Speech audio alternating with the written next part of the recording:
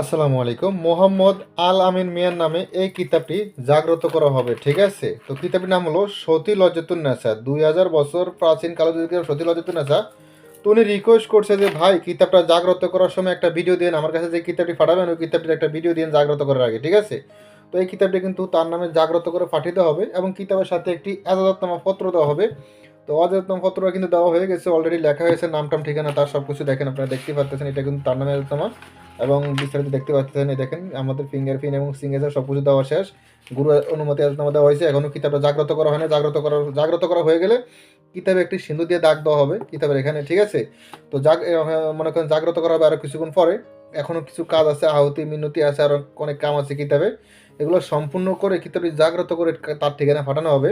তো উনি রিকোয়েস্ট করছে বিদায় কিন্তু ভিডিও করে দেখাচ্ছি। উনি বলছে যে ভাই ভিডিওর ভিতরে আমার নামটা উচ্চারণ করে বলিয়েন, হ্যাঁ, তাহলে আমি বুঝতে পারবো কিতাবটি জাগ্রত করছেন। তো মূলত কথা হলো নাম হলো মোহাম্মদ আলামিন মিয়া, উপজেলা হলো, হ্যাঁ, উপজেলা মাধবপুর, জেলা হবিবগঞ্জ, বয়স 17, গ্রাম গুমুটিয়া, 5 নং ওয়ার্ড, ঠিক আছে? তো ওনার স্ক্রিনে আপনারা ছবি দেখতে পারতেছেন, নাম মোহাম্মদ আলামিন মিয়া। উনি বলছিল যে ভিডিও তো ওনার নাম ঠিকানা বলার জন্য, এই জন্য বলছি কারণ আমরা প্রতিটা কাস্টমারের এগুলো সিক্রেট রাখি। কারণ কাস্টমার অনেক লোক আছে যে এগুলো গোপনে কিনে, ঠিক আছে? অনেক লোক আছে গোপনে এগুলো ক্রয় করে। এই জন্য আমরা সকল কাস্টমারের মনে করি সব কিছু সিক্রেট রাখি, ঠিক আছে, নাম ঠিকানা। তো যারাও ভিডিওতে বলতে বলে আমরা শুধু তাদের নামগুলোই বলি। তো এটা কিছুক্ষণ পরে জাগ্রত করা হবে। তো উনি বলছে জাগ্রত করার আগে ভিডিও দিতে, সেই জন্য ভিডিও করলাম।